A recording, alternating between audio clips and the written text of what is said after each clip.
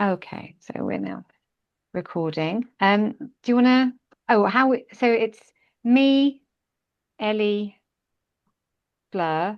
Is that right? Is that what we'd said? Yeah, me, Ellie, Fleur, Ellie, me. Okay, so hi. Welcome to our podcast. Is Fleur.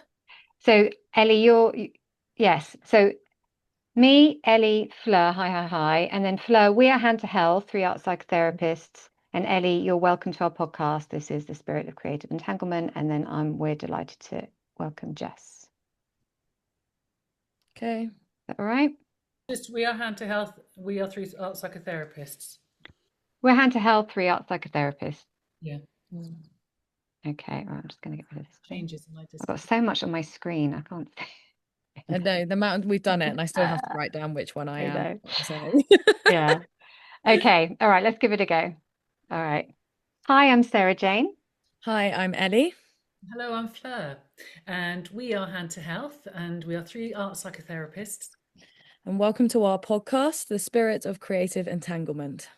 So today we're delighted to welcome Jess Valentine, consultant psychologist. Jess has extensive experience across many fields and is currently working at the Priory Hospital. She also has a specialist interest in psychedelics, and that's what we're focusing on for our podcast today. So this is a relatively new field in therapeutics in the UK. And Jess has recently completed a postgrad qualification in psychedelics, mind medicine and culture, which is the UK's first academically certified program in psychedelic studies and is run by Exter University. So welcome, Jess. Well, thanks for having me. Really lovely to have you. And we're going to start just by inviting you, as we always do at the start of our podcast, to show us the object that you've brought today. Okay. Today I brought this rose quartz. Okay, so I don't know if you can see that. Yeah. Yeah, rose quartz. And so rose quartz signifies self-love and self-care, actually. Beautiful. Yeah. And this was gifted to me by a person. I don't know if I should I say her name? I don't know. But by a person, Lady DJE, she's called Emma. She's a she's a female DJ who got me through a very difficult time in my life a couple of years ago. And I think this is probably significant because it was sort of the start of even before I was started this program of microdosing and how psilocybin can actually help you move through trauma and reducing PTSD. So that's a significant object. It started from the beginning of the journey. So that's kind of significant. This is the beginning of the journey and the beginning, but reminding yourself that it's actually throughout the whole process is the self-care and self-love. So that's why I was interested in the psilocybin anyways. So. I love it. It feels like a really lovely object to hold as well. Just yeah. I don't hold it enough, but I think about it, and I'm seeing her this afternoon because she's moved to Worthing. So I live in Brighton, but and she's always, we like leaves on trees. We have friends that come and go, like seasons and all that. But her voice, sometimes when we have this critical thinking or critical thought about ourselves, her voice is always so positive and kind, never unkind. And the critical voice that when I hear her speak of me is such kindness. And so that kind of all resonates with this sort of self-care and self-love anyway. And also she likes mushrooms as well. She doesn't do low vibration drugs. So yeah. Fabulous. Yeah. Lovely reminder where every time you see your rose quartz, just to come home to yourself, isn't it? Yeah. 100%. Exactly. And it's like connecting with nature and yourself and coming home to yourself. And that's what it is. That's what the mushrooms tell you to do. They speak to you. It's just, yeah. Yeah, that's right. Coming home to you. That's beautiful. I love that. There we go. So can you tell us a little bit more about your course and what that was like, and microdosing versus macro? And okay, so the course kind of just is just a sprinkle on top of everything. So we learned about a lot of psychedelics and mainly more political stuff. So like Right. legalization, and a lot of the old timers. So it's more like the history and that kind of thing. We learned about lots of things like ketamine, DMT, psilocybin. Towards the end of the first semester, it was kind of my project was, well, my presentation was psilocybin, and many people chose psilocybin. Reason being is because I mean, we do have our ketamine clinics, but I think since the most recent research that I've read online, psilocybin is probably, I think, the microdosing is going to be legal soon.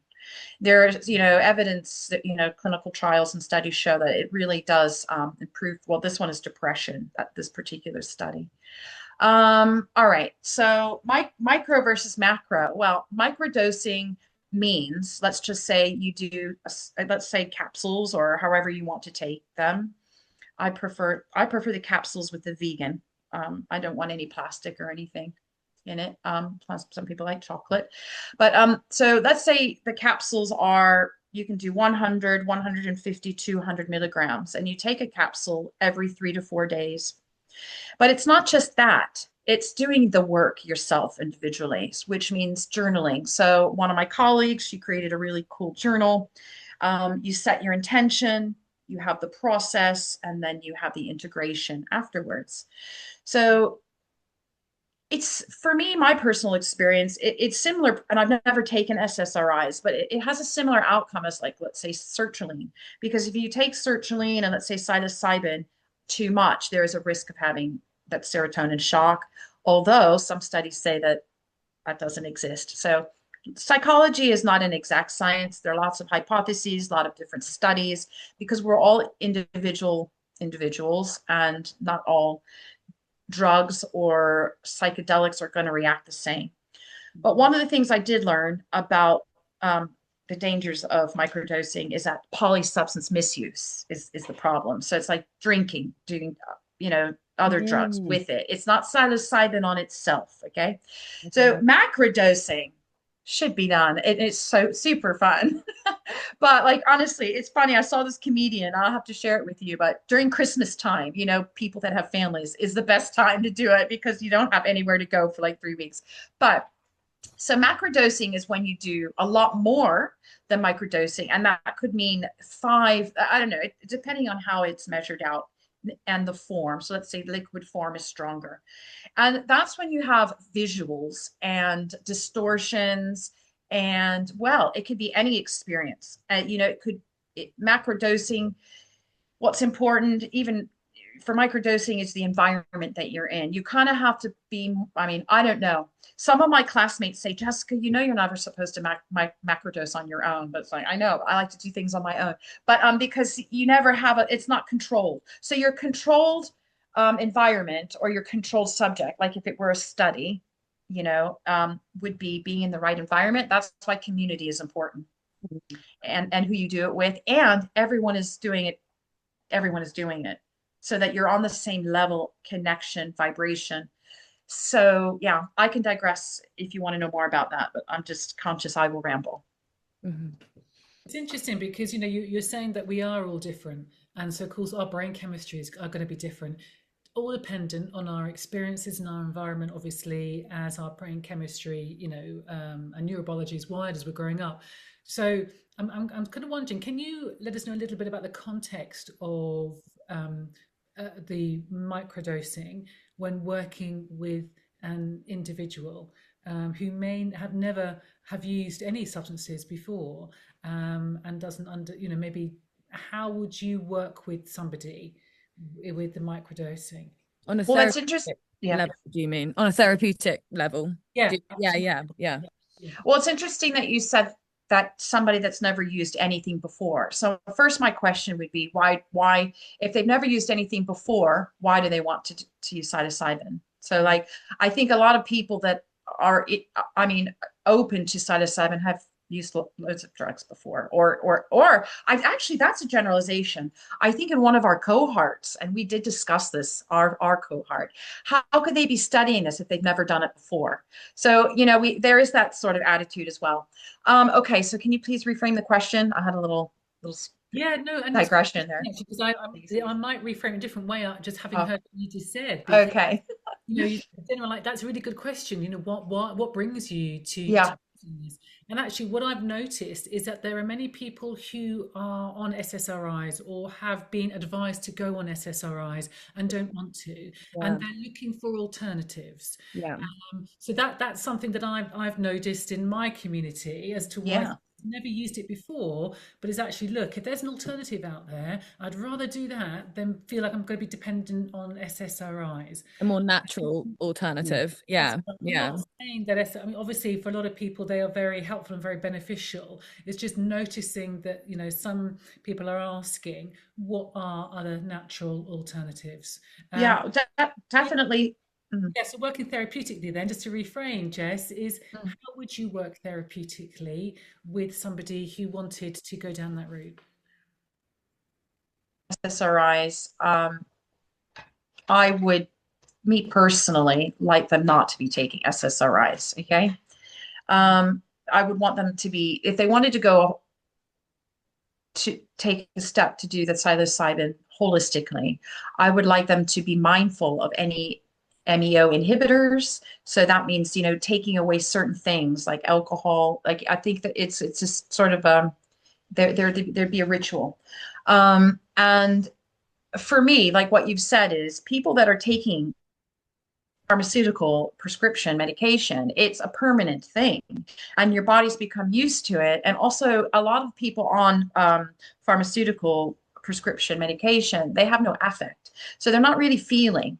I understand some of this medication can help people that have significant difficulties with anxiety and depression. If they're self-harming, or if they have long-term, clinical background.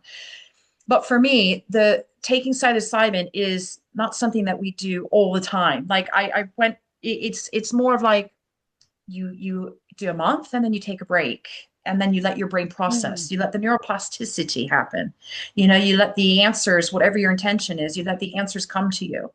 I've been a psychologist for a long time, and in people that have been on prescription, pharmaceutical prescriptions, I've never really seen any neuroplasticity or any insight come as much as psilocybin has. So that's just, and including myself.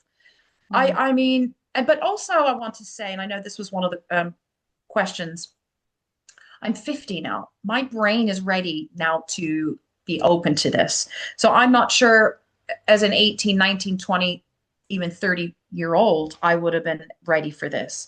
I've had to have a lot of trauma to be ready for this. Okay. So, and a lot of experiences. So I would say to the person that came to me, first of all, why do you want to try this? I know at the moment, federal and legal organizations are saying it is for resistant depression. What's the word? Resistant treatment, right? Treatment resistant people who are not having any effect with depression medication. But I think that's just a way around legalizing it. That's what we learn in school. I think it has to do with something else. But anyway, so if somebody came to me, I think it's like I said to somebody yesterday, it's not actually about taking the psilocybin or the hallucinogen or the psychedelic. It's about what happens before and after. And that's what I've learned from my last guide. So it's about setting your intention. Why do you want to have this experience? What do you want to gain from it? Let's do it. Let's have the integration. Do we need to go back and get support? And integration goes on. It doesn't stop, the integration, which is beautiful for art therapists, for, for people that are into the integration. It doesn't stop because once you start, it's everything. And I can't, I don't know, have you been experienced? Here's a little book. Have you been experienced? It opens everything. So I think you need to be prepared for whatever it's going to open up. And I think Sarah Jane or somebody said the experiences that you have. And for me, I could like do a whole mic. It's like one of those. Okay, so last Christmas, I had a macrodose that was sent to me from the Netherlands, and I took 3 vials, and I was like, it's not working. So when somebody says it's not working, you know that it is working. But I was like, it's not working. I took the whole thing. So I had a blast. I don't know if anyone else did, but yeah, I had somebody that was spotting me. So that's always helpful when you macrodose. But 8 hours of like an adventure, and it was an adventure. But that is not something that I would do therapeutically. That is something that is more recreationally, probably. Yeah. So it's knowing the difference between therapeutic and recreational, and probably regulation can help. But to be quite honest, sometimes these recreational experiences are open your mind to things as well, like whatever your intention is. And again, bringing back to my beginning of the intention is that self-care. We all look after each other because that's the field we're in. But like this time, this time you choose me, like this time I love myself first before somebody else. And that goes back to relationships. But anyway, so anyway, stop me. No, that's so interesting. It's really, I love hearing that that journey of the before and then the processing and then the integration. And I haven't thought about it like that before. So that's really interesting. And I'm wondering, Jess, on the course or in your own kind of studies, have you how much do you know and understand around the neuroscience of actually what's happening in your brain while you're dosing? So I wasn't prepared for the technical words, but in terms of the neuroscience of the brain, we did probably study that. But basically there's something called neuroplasticity. So a long time ago, if you guys remember when CBT became out on the market, the best explanation in layman's terms is it helps people get from A to B to C instead of A to C. So it kind of breaks things down. So when you're microdosing, what I think they would say is it's actually these neurons, so when you have trauma changes the neuroscience of the brain. It maybe like, let's say, burns the synapses. I don't know. And then so basically what it is, it's just fusing these things together. But I don't know the technical term. Probably you'd want to interview Papa Smurf, my one of my colleagues. He can tell you the whole science behind it, which is very fascinating. And that information is probably really important to maybe sell the idea to people. But I think people are really open to it. If it's legal and safe, I think so many people would be into it. And I think isn't it? Yeah. I think it's what bringing it into a therapeutic space can do is make it safe. It can make it a space then where there isn't alcohol around, which is usually what we're doing when we're doing it at the 30 or in our teens or in our 20s. We're doing it with alcohol or other substances.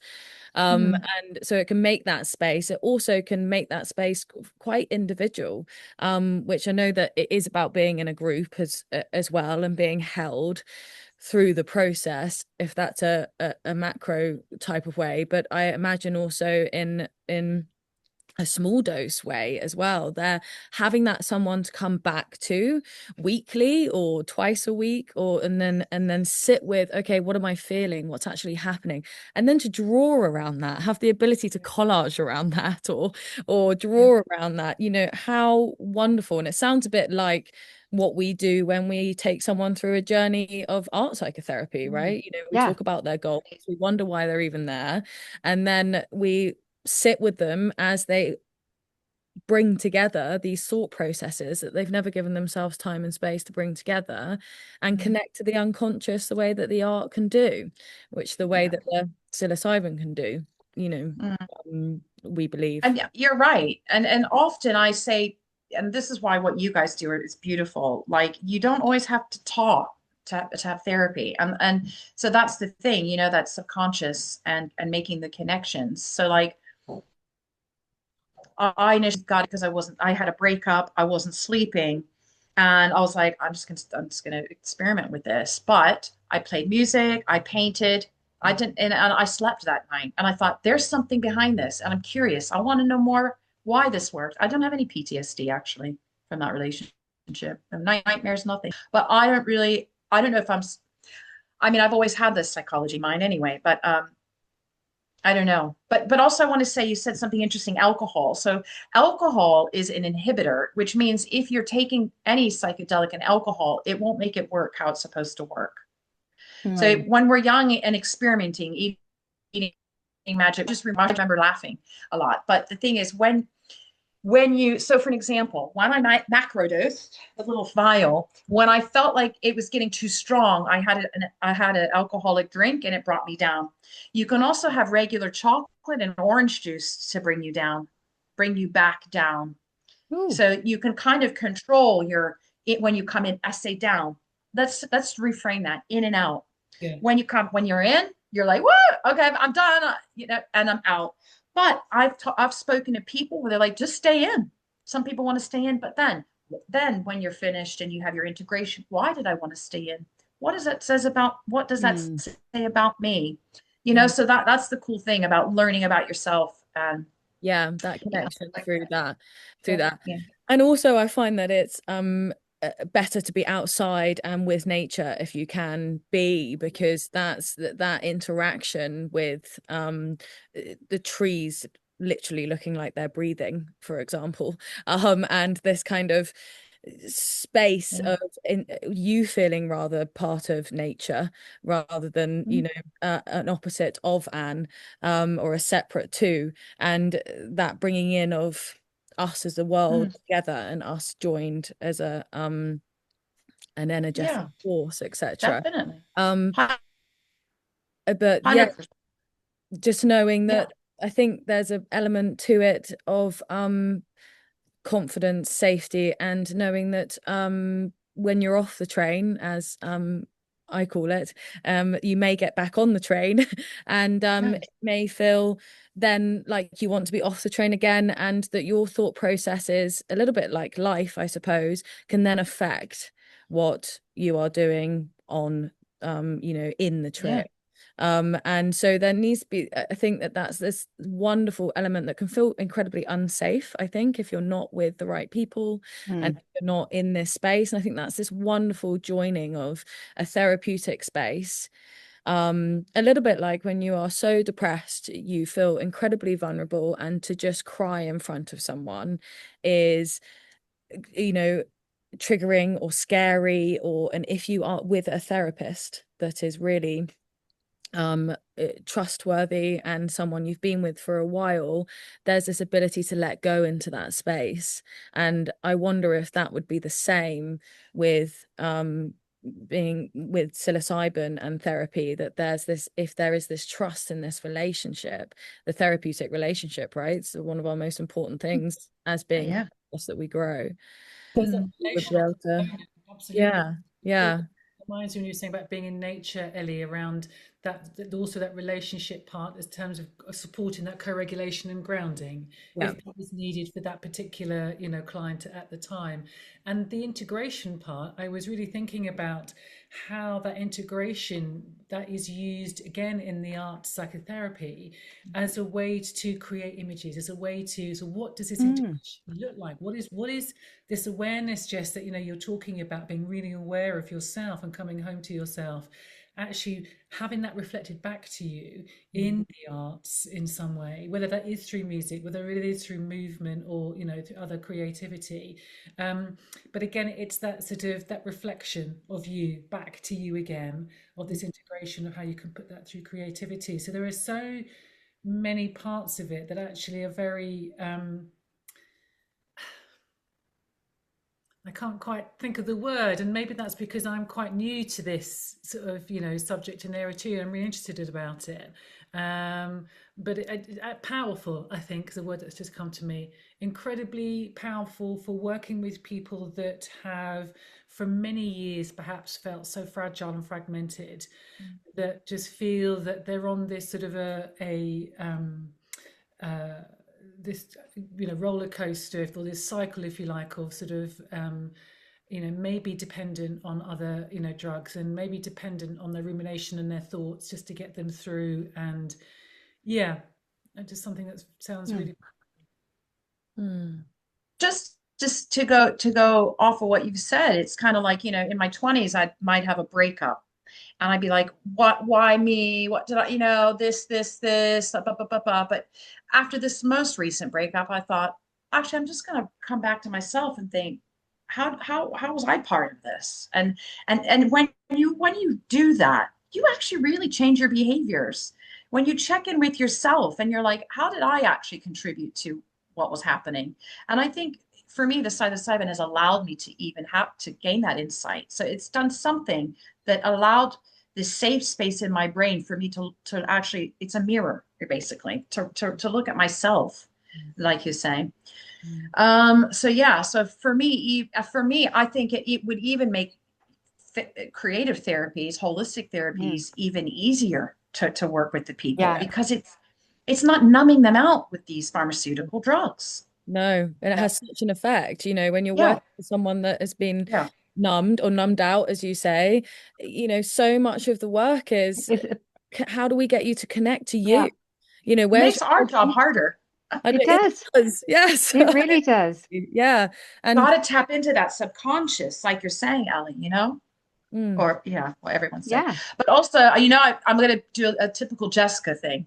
You said, it looks like the trees are breathing. They actually do breathe. So I was just no, I know. Yeah. They are, they speak to us too. So.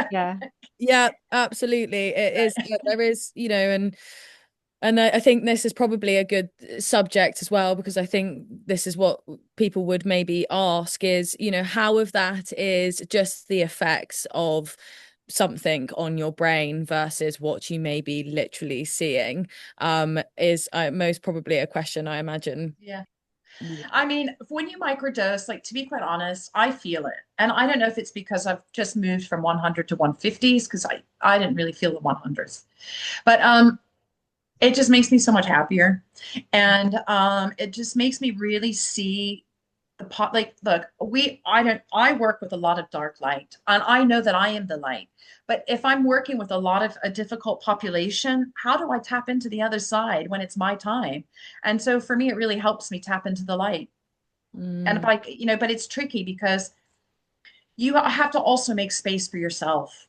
And I wanted to also say, I think couples counseling would be a great thing for it. And I know a lot of people in my group, they don't really agree with that because they think it's an individualistic thing.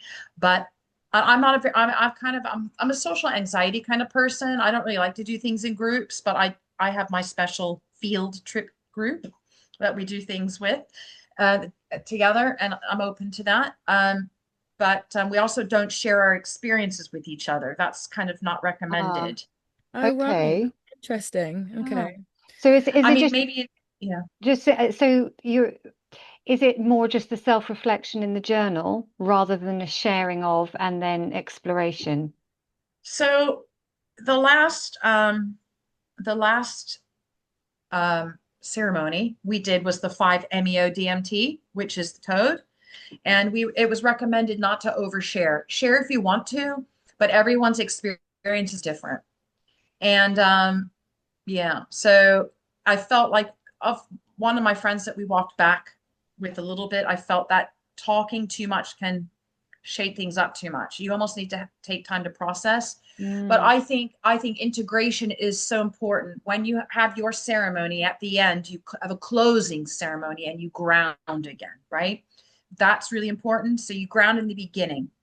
You might have your sound bath, your art, whatever. You have the experience, you move through it, and then you ground again. But that integration doesn't stop there. And with the journaling, it's a continuation and reflection, but also if you need a mental health practitioner, you can go back to that. If you want to go back to your psychotherapist, or your arts therapist, whatever, you can go back. You go back to them. I've been saying you should a lot today. I think I need to reflect why I'm saying should. But yeah, so I think, but it's going to be different for everyone. I'm open to it, and I've always been open to it, so I don't like, so everyone has their own thing. But I think psilocybin is really gentle, and it comes from the ground. It's natural. Mm. And I really think that I really, if you really want to do something spectacular with your yurt, Ellie, is if you have them, which I'm sure they grow somewhere, and they'll be coming in September soon, if it's not too wet where you are. There's something about the environment and them being part of the ecosystem. I think for me, in an idealistic world, I wouldn't want them to be regulated. I would want them to come every year because I want to be part of the ecosystem. And I think depression sometimes is when we're stuck in the past and we're not evolving with things. We're just stuck in maybe old traditional educational ways, old fashioned ways like we need to work XYZ. I said to one doctor at work yesterday, he's from Africa, I think Nigeria. Anyway, I told him he's very, very, very clinical, but I said, I want to unlearn everything that everyone's taught me and teach myself what I want to think about, so, and I think people that don't have that bravery or reflection can feel depressed. When I'm depressed, it's because I don't want to do what everybody else is doing. I want to just be me and live my life the way I want to, but it's hard to. It's like, it comes back to the values of and how when things don't align with our own personal values, how there, and we're going to use this word again, Jess, which is friction. There's a lot of friction there. It's a good word. We feel really stuck. And like you say, you're coming back to what you value, and in terms of what you understand in your learning. And that sounds like it's changing. Having done this course, that's certainly changing because it's brought, as we say, the unconscious to the conscious and becoming much more aware of how you see working relationally, therapeutically with your clients and what is out there for them. What's become important. Psilocybin unstucks you. It gets you out of this. It unstucks you, if that's even a word. I mean, with my last, it is. Psilocybin unstucks you. And my last ceremony that I did with the toad, I like. There's something. There's a word. It's called reactivation. So there's another reactivation. So basically, that can happen anytime. Some people, I guess, people that don't understand, they might call it a flashback, but it's called a reactivation, which means you have a memory of that moment. And it's actually that neuroscience, those neurons fusing together and making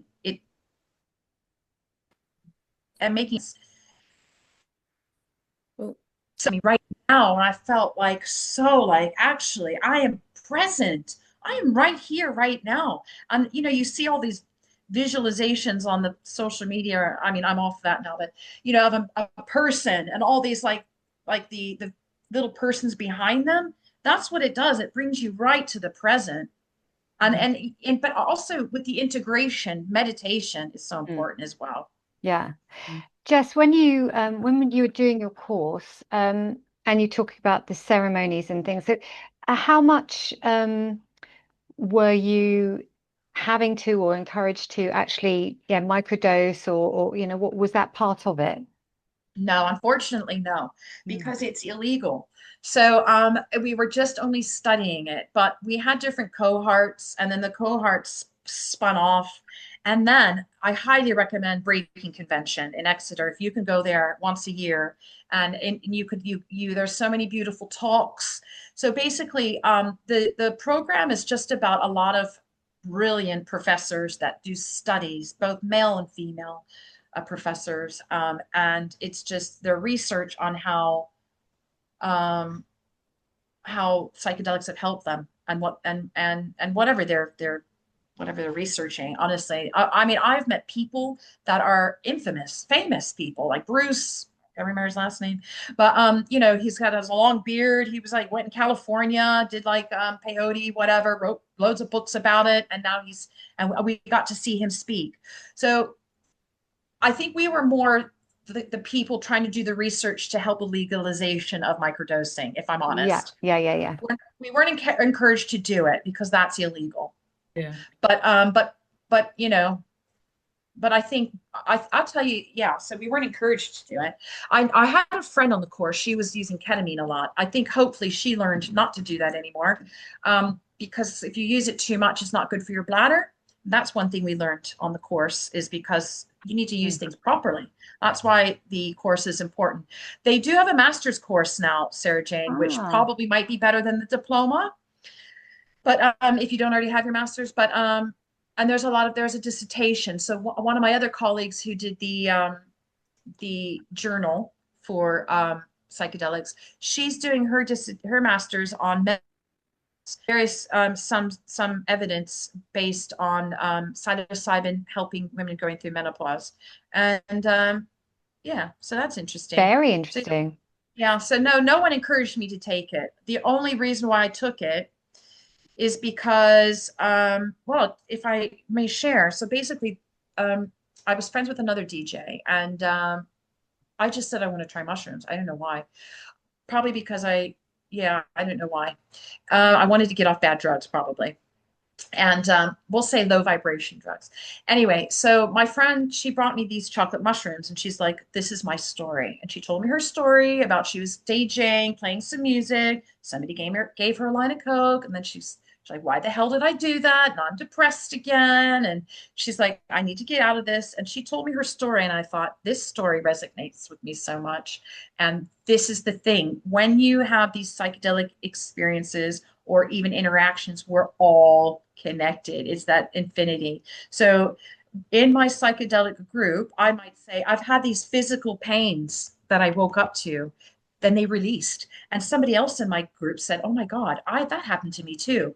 So that's the thing. When you're taking this brings us together and connects us.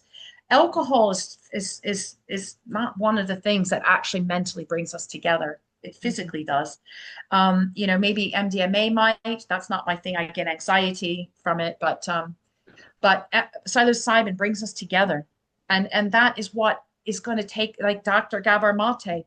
It's not ADHD. It's not depression. It's the lack of community and the lack of connection with each other and ourselves. Yeah. That's the heart of what we're doing.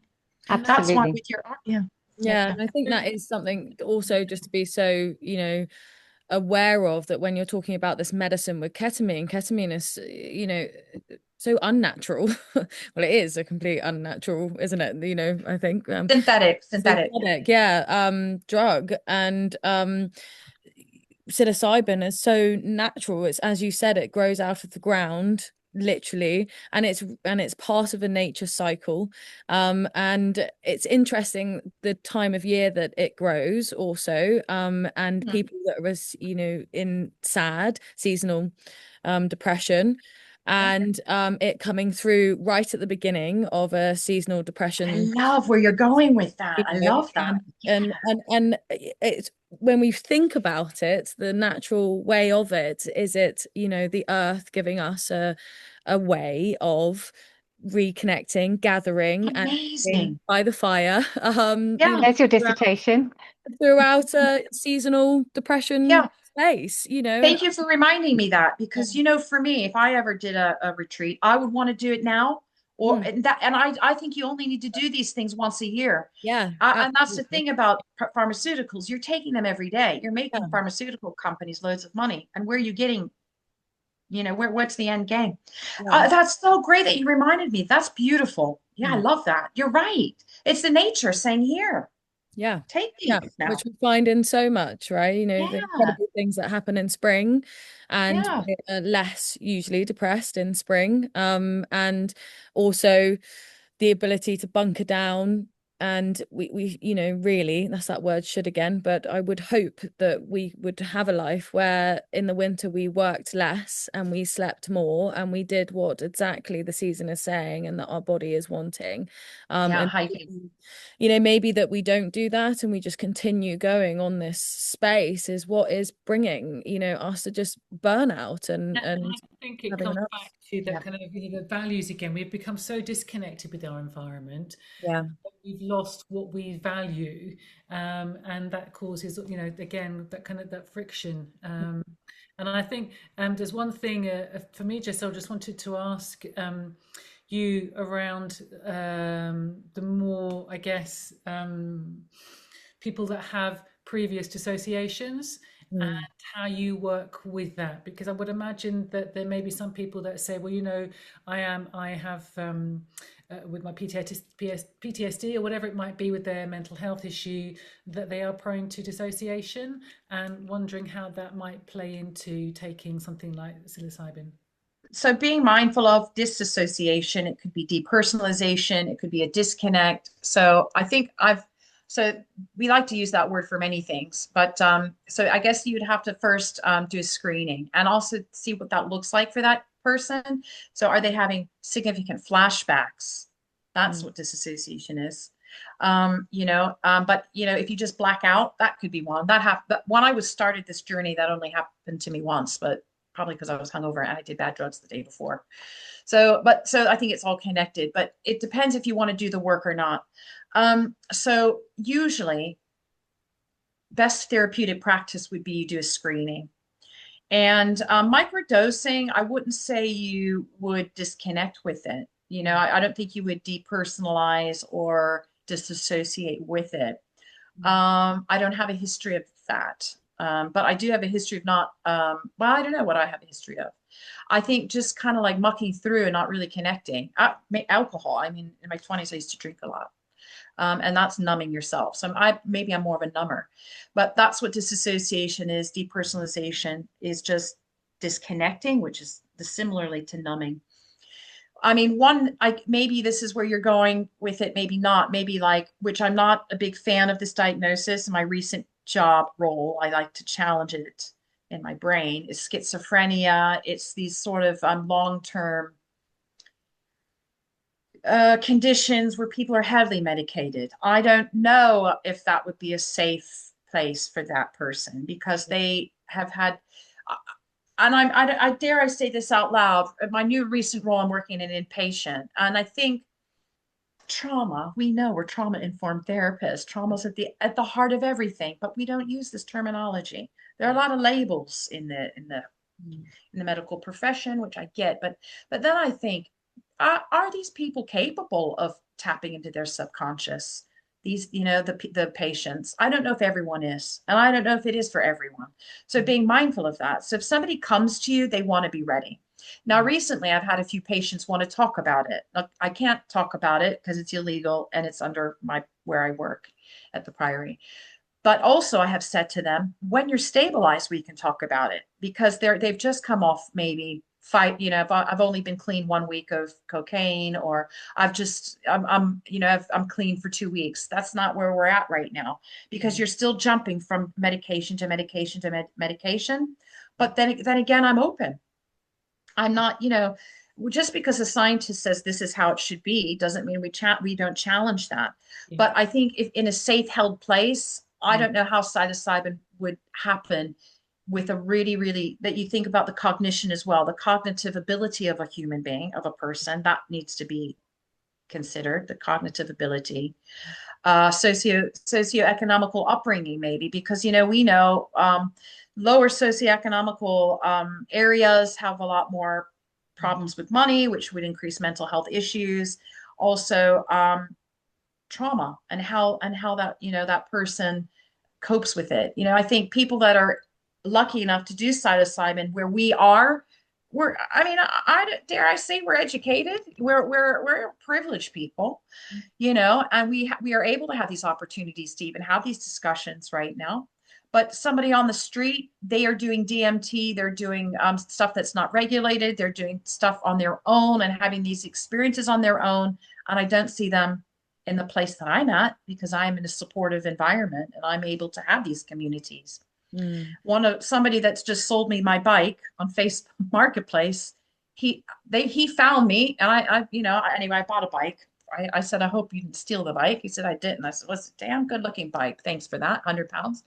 But then he messaged me later and he said, I've got DMT. I'm like, that's not what you're supposed to be doing. I said, no, thanks. Do you have this? No. People are doing things because they hear things and they want to try it, but then they're not any mentally health. They actually it can make your mental health worse. Yeah.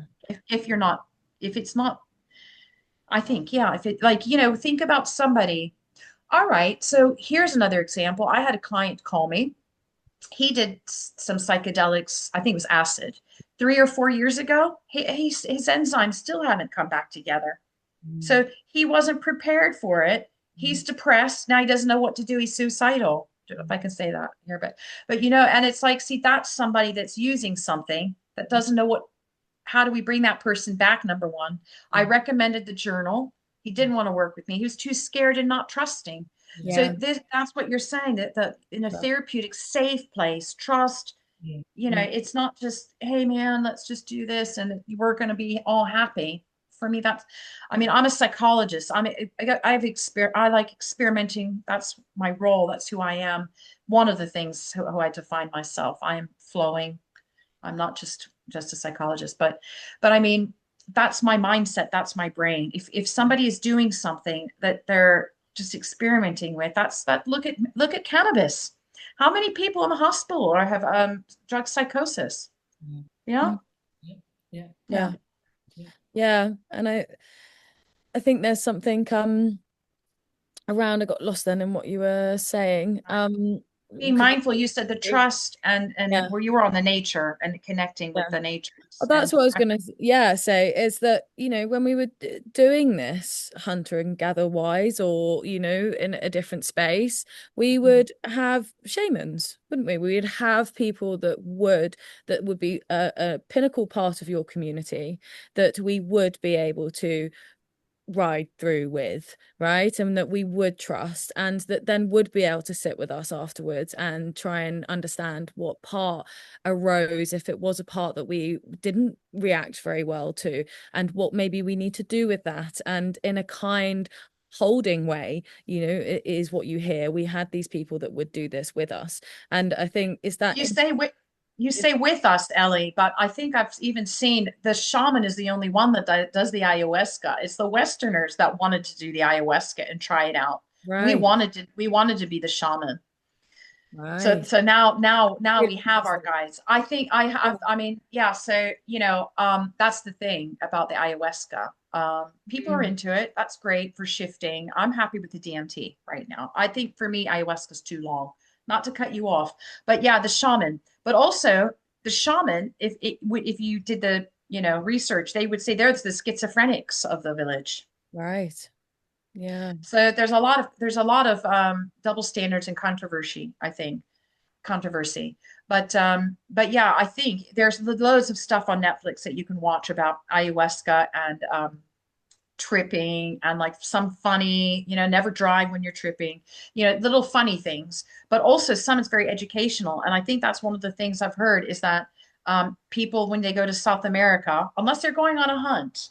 Okay, so there was one, I don't know if you recommended, Sarah Jane, there was something about a plane that went down and everyone did ayahuasca and then they found the person. So it's a tribal thing. It's more like a tribal spiritual thing, like when they're going to go hunt.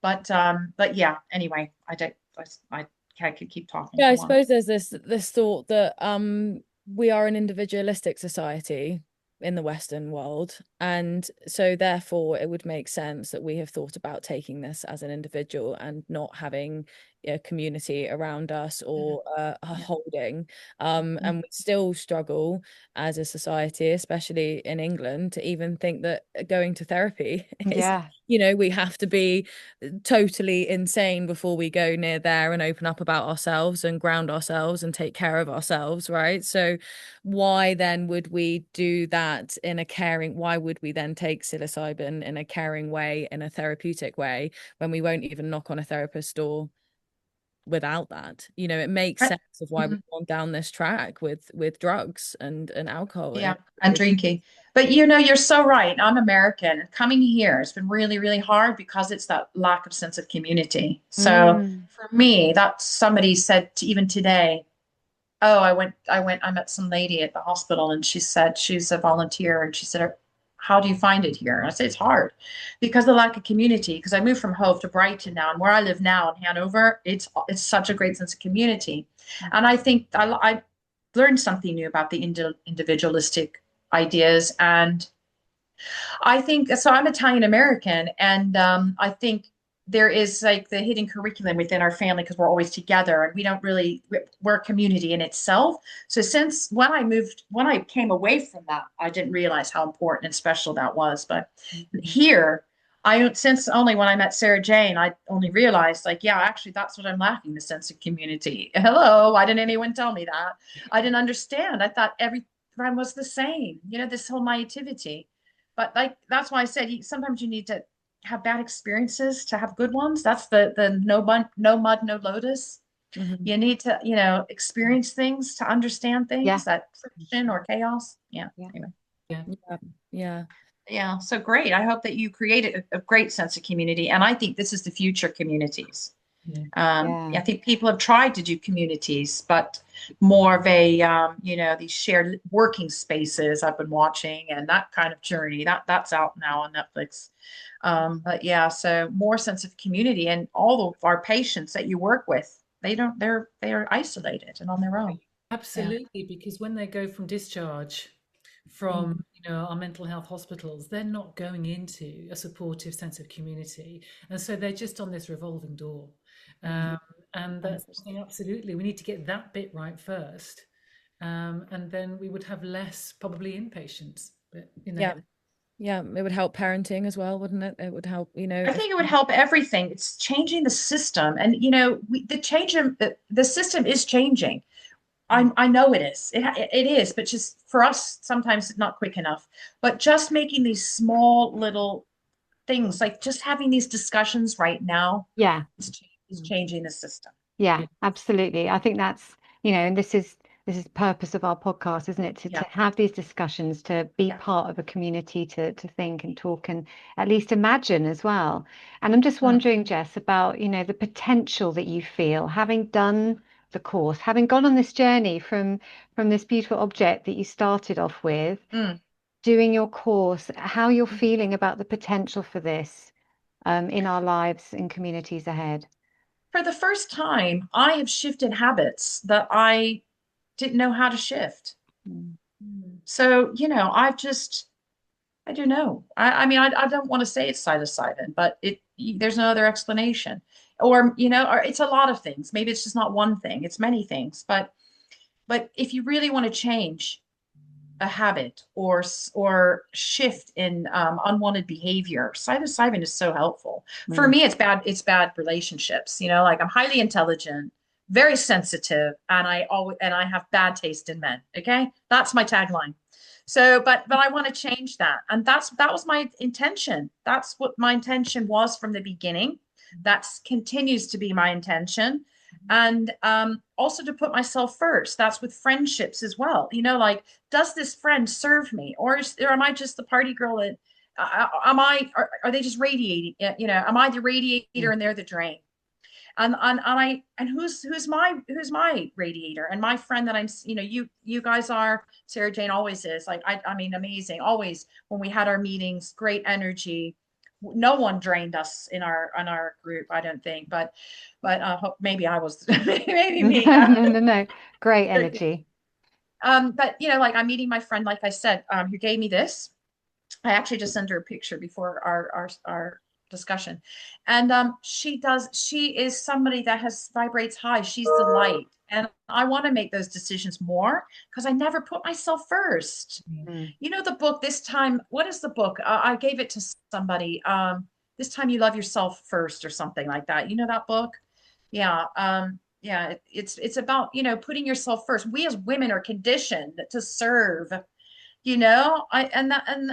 don't want to serve anybody other than myself first. And then that makes me whole. And then I make better decisions in my life. And psilocybin's helped me do that. I definitely, the toad is pretty awesome. I learned that I'm here to serve as well. I'm here to serve, and I accept that. I accept that. But I also need to make sure I serve myself first. Absolutely. In order to do that, you have to look after yourself. And Jess, it comes back to that kind of analogy that we use about putting the oxygen mask on yourself first. I like that. I'm going to use that now. It's just like you mean when you're on an airplane. Put your oxygen mask on first. Yeah. I like that. Yeah.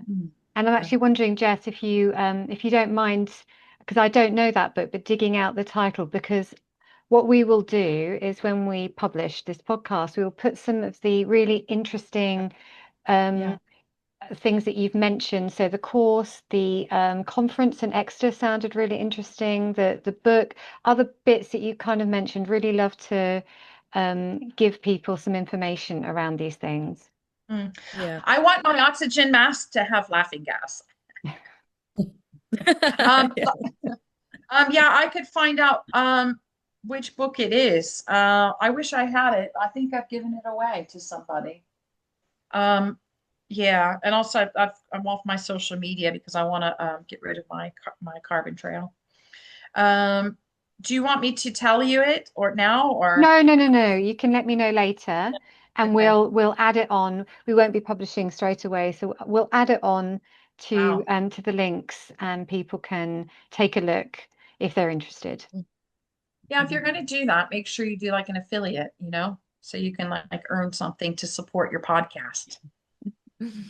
Yeah, we'll get there. Just do an affiliate account, and then whatever you recommend, if you like click on it and somebody buys it, then it goes into your yurt pot. Yeah. Or the ice Over to you, bath or Ellie. the ice bath pot. Yeah. The sauna pot. Yeah, love it. Sauna pot. Listen, I know somebody, if you want a sauna, where are you based, Ellie? I'm just not for the podcast. I'm just outside of Winchester, Twyford, little village. I don't know. Not far from. I've been to Twyford before. That's Right. close to Reading, no? There's a different Twyford, but I'm not far from Reading. But Right, there is a different one. Yeah, but I'm Winchester away.